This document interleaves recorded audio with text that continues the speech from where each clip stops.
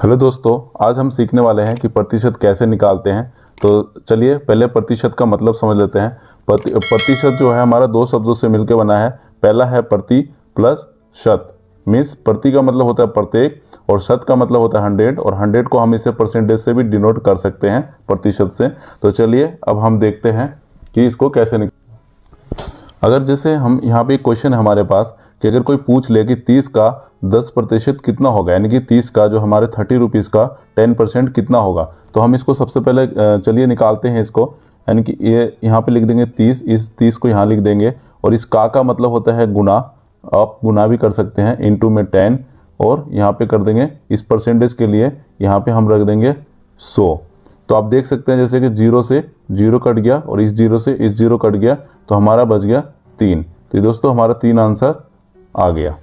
तो देख सकते हैं कितने आसानी से निकल गया। यानी कि ये जो 30 है, 30 का मतलब का होता है, इस का मतलब का हो जाता है, और इस यहाँ पे 30 लिख देंगे हम, और उसके बाद 10 लिख देंगे, और इस परसेंटेज के लिए नीचे हम क्या बटे में क्या लिख देंगे 100, और इससे हमारा इसी प्रकार से जब हमने काटा तो निकल गया हमारा। सेम अब हम दूसरा देख लेते हैं, एक और एग्जाम्पल ले लेते हैं। जैसे कि अब इसने पूछा है 100 का 20% कितना होगा, तो हम इसमें सिंपल करेंगे, क्या करेंगे, यहाँ पे लिख देंगे 100, और इस का मतलब होता है इनटू, और यहाँ पे कर देंगे है 20, और 20 बटे में इस परसेंटेज के लिए हम लिख देंगे नीचे 100। 100 से हमारा 100 कट जाएगा, तो हमारा बच जाएगा 20।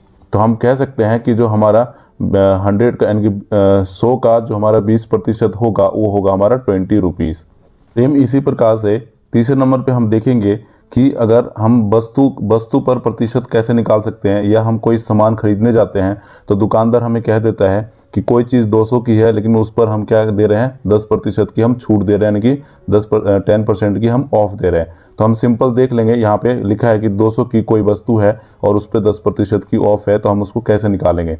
तो सबसे पहले हम क्या करेंगे, 200 की वस्तु है तो 200 का इसको लिख देंगे ऐसे करके, इंटू में 10, और अब बटे में हमारा 100, क्योंकि इस परसेंटेज के लिए हमारा नीचे 100 आया, 0 से 0 गया, और इस 0 से इस 0 गया, और यहाँ पे बच गया हमारा 20, यानी 20 रुपीज़ की छूट है। तो इसमें निकालने के लिए क्या करेंगे, तो 200 में से हम 20 को माइनस कर देंगे, तो हमारा निकल के आ जाएगा 180। यानी कि जो वस्तु होने वाली है हमें कितने की होने वाली है, 180 की होने वाली है। 10वीं में, 12वीं में और 8वीं क्लास में जब हमारे परसेंटेज आते हैं और उसको परसेंटेज हम कैसे निकालते हैं उसको अब हम सीखेंगे। जैसे उसमें हमें क्या होता है कि पूर्णांक होता है। पूर्णांक का मतलब ये होता है कि जो परीक्षा में जितने नंबर का पेपर होगा और उसमें से प्राप्त अंक वो होता है जितना हमने उसमें से हमने प्राप्त किया। मान लो अगर 500 का पेपर होगा, यानी कि 500 का टोटल मिला के पेपर है, और उसमें से हमारे रिजल्ट में कितना आता है, 350 आ जाता है, तो उसको हम रिजल्ट के प्रतिशत निकालना सीखेंगे। ठीक है दोस्तों, चलो हम इसमें देखते हैं कैसे निकालेंगे। तो इसमें सबसे पहले हम क्या करेंगे, जो हमारे पूर्णांक होता है उसको हम क्या करेंगे, नीचे लिख देंगे। उसके बाद ऐसे करके और ऊपर जो हमने प्राप्त किया पूर्णांक में से उसको हम लिख देंगे यहाँ पे। तो हमने इसमें 350 प्राप्त किया है, और उसके बाद परसेंटेज निकालना है, उसके लिए हम कर देंगे इंटू में 100। अब देख सकते हैं 0 से 0 कट जाएगा, और इस 5 से कट जाएगा, तो 5 सत्ते 35। तो अब यहाँ पे देख सकते हैं 70, यहाँ पे यानी कि निकला हमारा 70%। अब यहाँ पे हम देखने वाले हैं कि अगर हमें जैसे कई बार पता होता है कि जो हमें पूर्णांक हमें पता होता है और प्रतिशत भी हमें बता दिया जाता है टीचर के द्वारा। टीचर बोल देते हैं कि आपकी जो प्रतिशत आई है वो आई है 70, लेकिन हमें ये नहीं पता होता कि उसमें हमने प्राप्त अंक कितने करें। तो हम इसको निकालने के लिए एक ईजी मेथड है, इसको कैसे हम निकाल सकते हैं, तो आइए अब इसको देख लेते हैं।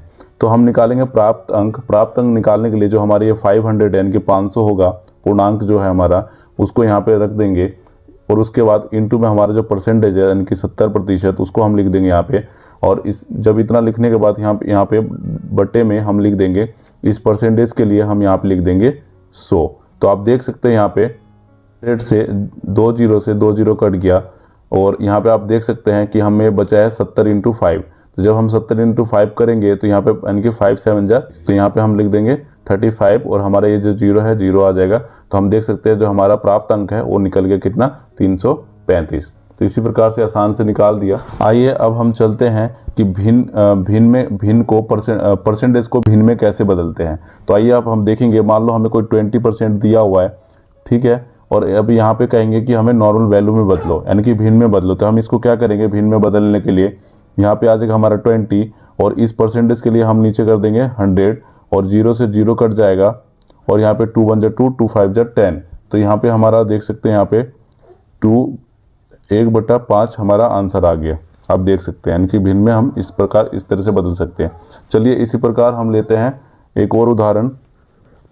अब हम देखते हैं कि भिन्न को प्रतिशत में कैसे बदले, यानी कि जैसे भिन्न अगर दिया होगा तो इसको हम प्रतिशत में कैसे बदलेंगे उसको हम सीखते हैं। तो इसको भिन्न को प्रतिशत में बदलने के लिए हम क्या करेंगे, जैसे यहाँ पे 3/4 है, इसको हम 100 से इंटू कर देंगे और जब इसको काटेंगे यहाँ पे तो यानी कि 25 टाइम से हमारा कट जाएगा। तो आप देख सकते हैं 25 तिया 75 होता है, तो हमारा आ जाएगा 75%। तो इसी प्रकार हमारा निकल जाएगा दोस्तों।